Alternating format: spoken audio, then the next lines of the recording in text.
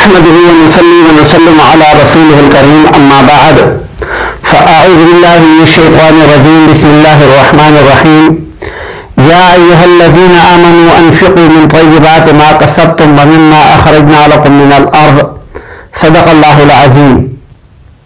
معزز سامعین اکرام، آج انشاءاللہ عشر کی مقدار کے متعلق بات ہوگی کہ کس زمین کی پیداوار پر کتنا عشر دیا جائے گا.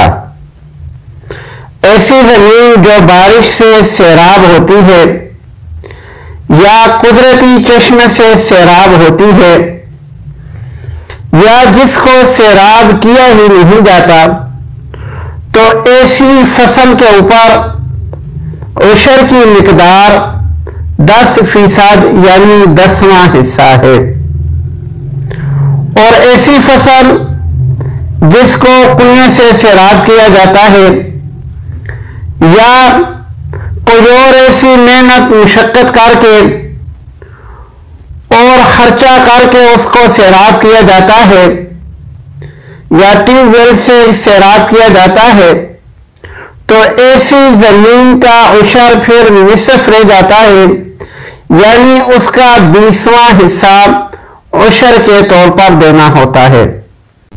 تو جس فصل کو سیراب کرنے کے لیے خرچہ آتا ہے، ایسی فصل کا 20واں حصہ عشر دیا جاتا ہے.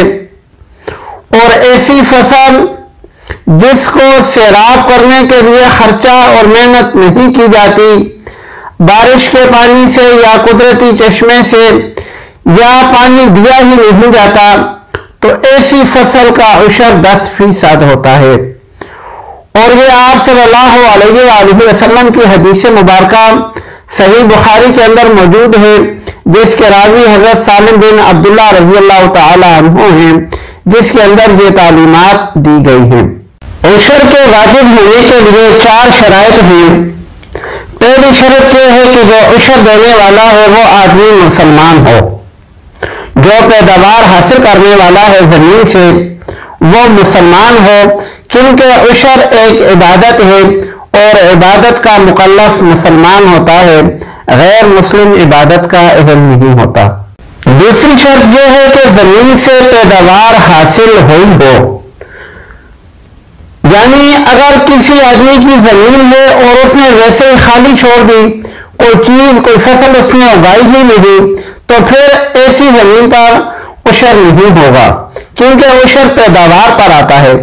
یا کسی آدمی نے کوئی ایسی چیز اگائی اور پھر کاشت کرنے کے بعد لاپرواہی کی اور وہ ضائع ہو گئی، تو پھر بھی عشر نہیں ہوگا. یا انسان نے خود پوری محنت کی لیکن قدرتی آفت سے اس کی وہ ساری فصل ضائع ہو گئی، وہ کچھ بھی حاصل نہیں کر سکا، تو ایسی فصل کا بھی عشر نہیں ہوگا. تو عشر کے لیے دوسری شرط یہ ہے کہ پیداوار انسان اپنے قبضے میں کر لے، پیداوار لے لے. تیسری چیز، عشر ایسی فصل سے دیا جائے گا جو عام طور پر عادتاً انسان اپنے نفع کے لیے اگاتے ہیں. اگر کسی زمین میں خضر و گھاس ہے تو اس پر عشر نہیں ہے، خضر و درخت ہیں تو اس پر بھی عشر نہیں ہے. لیکن جو گھاس اور درخت اس نے خود پیداوار کے لیے لگائے ہیں تو پھر ان کے اوپر عشر ہوگا. اور چوتھی شرط یہ ہے کہ وہ زمین عشری ہو، خراجی نہ ہو. ایک قسم کی زمین کو عشری زمین کہا جاتا ہے اور دوسری کو خراجی.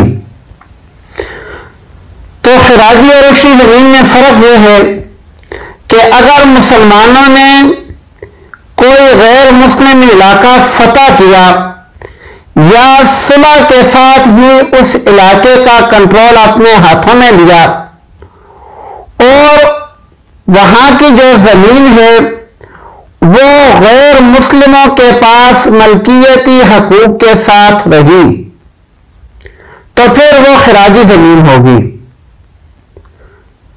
اگر کوئی علاقہ مسلمانوں نے فتح کیا اور ان کی صلح اس شرط پر ہو گئی کہ یہاں کے جو غیر مسلم ہیں وہ اپنے دین کے مطابق عبادت کریں گے اور یہ زمین بھی انہی کی رہے گی، انہی کے قبضے میں رہے گی، تو پھر ایسی زمین خراجی زمین ہوگی، عشری نہیں ہوگی۔